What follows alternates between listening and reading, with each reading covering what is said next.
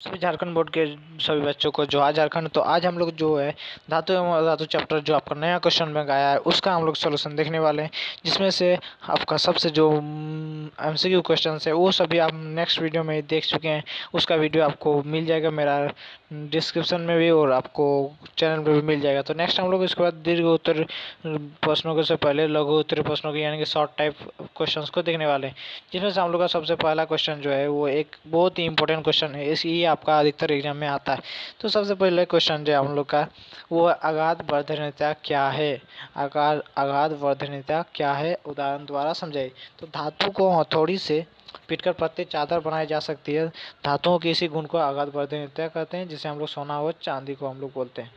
First question आसान था। तो नेक्स्ट क्वेश्चन हम लोग देखते हैं। ये क्वेश्चन आपका बहुत ही थोड़ा माइंड लगाने वाला क्वेश्चन कि उभयधर्मी ऑक्साइड क्या होते हैं, इनके दो उपयोग। उभयधर्मी ऑक्साइड के दो उदाहरण थे। तो सबसे ऐसे धातुविक ऑक्साइड जिनकी प्रकृति अम्लीय तथा क्षारकीय दोनों होती है। तो ये ऐसे भी प्रकृति होती है जिसकी दोनों क्या होती है, प्रकृति क्षारकीय और अम्लीय दोनों होती है।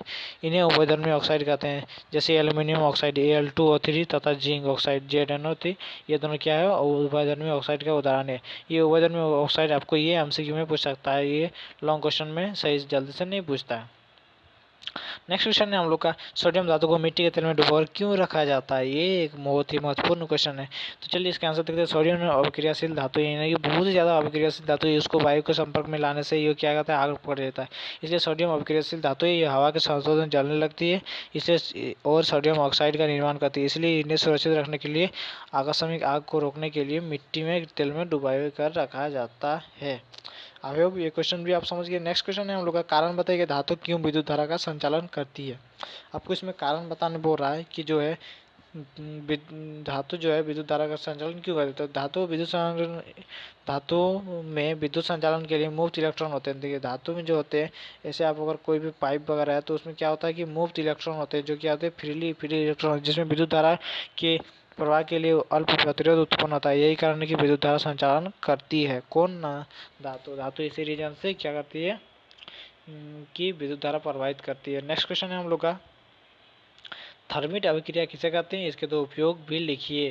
देखिए थर्मिट अभिक्रिया आपका थर्ड चैप्टर में अगर आप नहीं पढ़ें तो बुक को एक बार रीडिंग मार लीजिएगा, जिसमें हम लोग इसमें क्वेश्चन को देखते हैं कि आयरन ऑक्साइड Fe2O3 की एल्यूमिनियम Al के साथ अभिक्रिया अति तीव्र होती है, जिससे काफ़ी मात्रा में ऊष्मा उत्पन्न होती है। इस अभिक्रिया को थर्मिट अभिक्रिया कहते हैं।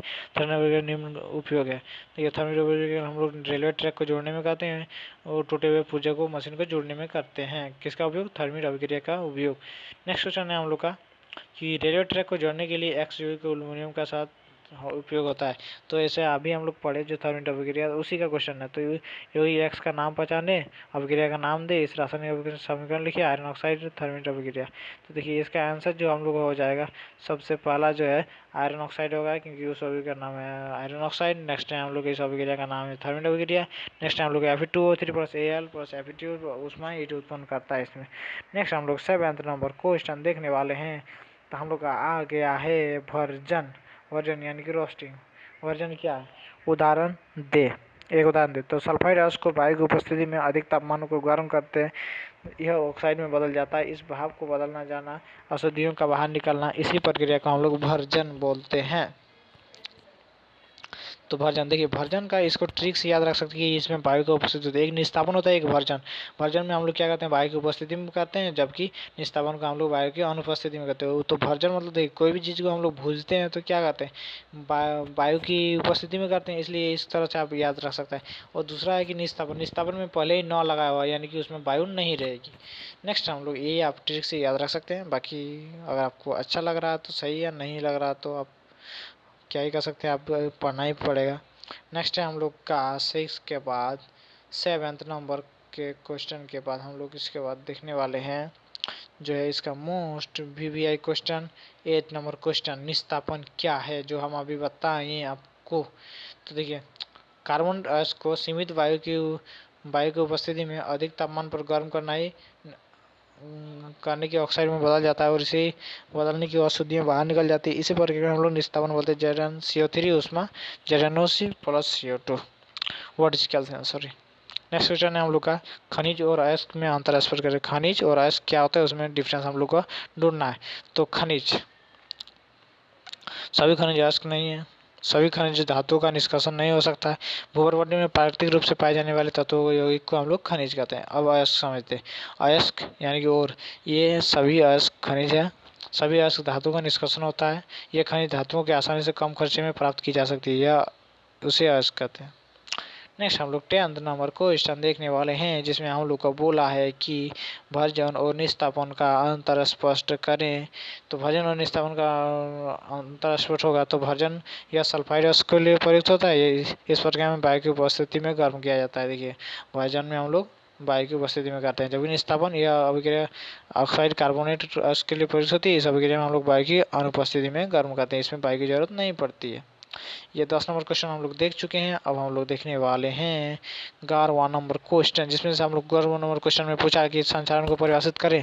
संचालन से बचने के लिए 2 उपाय भी लिखिए। तो संचालन क्या होता है, उससे बचने के उपाय भी लिखने पड़ा। तो इसमें सबसे पहला जो इसका आंसर होगा वो है कि वायु तथा नमी की उपस्थिति में किसी धातु का अपरदन करना होना संचालन कहलाता है। देखिए वायु या नमी की उपस्थिति में जब हम किसी धातु यानी कि आयरन वगैरह को रख देते हैं तो क्या होता है, उसके ऊपर में एक परत बन जाता है, जिसका हम लोग संचालन करते हैं। संचालन से बचा के उपाय, संचालन से बचने के उपाय के लिए क्या क्या करते हैं, जिंक की परत चढ़ाकर पेंट कर गीज लगाकर। नेक्स्ट हम लोग 11th के बाद 12th नंबर क्वेश्चन देखने वाले हैं।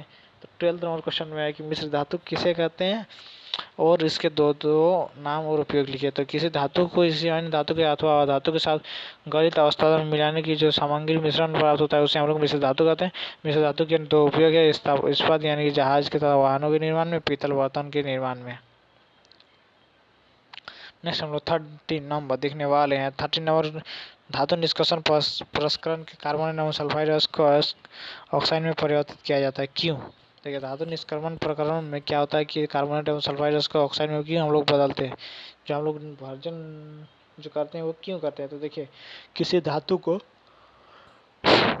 उसके ऑक्साइड और कार्बोनेट की अपेक्षा उसके ऑक्साइड से प्राप्त करना अधिक आसान होता है। देखिए कोई भी धातु है उसका हम लोग सल्फाइड और कार्बोनेट से जल्दी हम लोग उसको ऑक्साइड रूप में रहेगा तो तुरंत प्राप्त कर लेते हैं, इसलिए ऑप्शन से पहले धातुओं को ऑक्साइड में बदल देना आवश्यक होता है।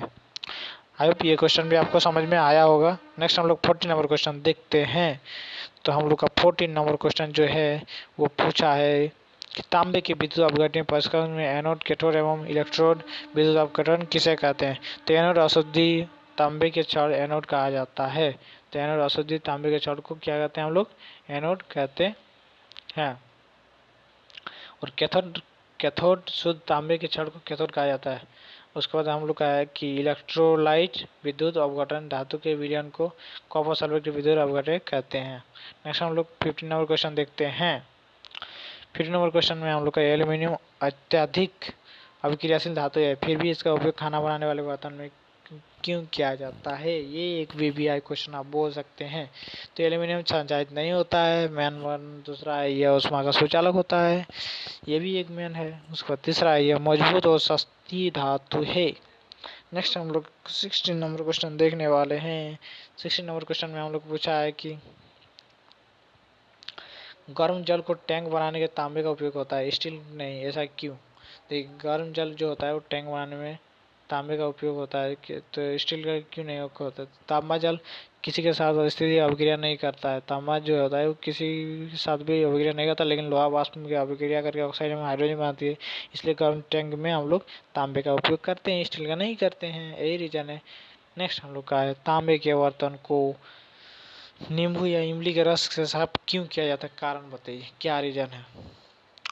तो तांबे पर क्षारीय कॉपर कार्बोनेट या लेयर बन जाती है, जिसके कारण उसका रंग मलिन हो जाता है। जब तांबे के बर्तन नींबू या इमली के रस से साफ किया जाता है तो ये नींबू या इमली उपस्थित अम्लीय पदार्थ को कॉपर सल्फेट को अभिक्रिया कर उसे तांबे और बर्तन से अलग कर देता है, जिसमें बर्तन साफ होकर चमकने लगता है। खट्टे पदार्थ क्षारीय कॉपर सल्फेट को हटाने की सक्षम होती है, इसलिए खट्टे पदार्थ को बर्तन साफ करने में किया जाता है।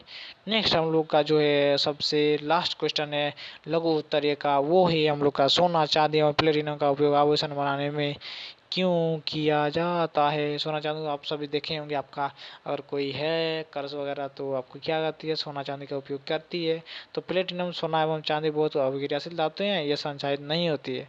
अभिक्रियाशील प्लेटिनम सोना एवं चांदी बहुत ही कम अभिक्रियाशील यानी कि लो, बहुत ही कम अभिक्रियाशील धातु है, इसलिए ये क्या होती है, संचालित नहीं होती। इसकी चमक भी तेज होती है, तो इसका उपयोग हम लोग क्या करते हैं, ऑप्शन बनाने में करते हैं। आई होप ये वीडियो आपको अच्छा लगा। और नेक्स्ट दी उत्तरी का प्रश्न देखना चाहते हैं तो सब्सक्राइब करके रख लीजिएगा। जय हिंद, जय जोहार, जोहार झारखंड।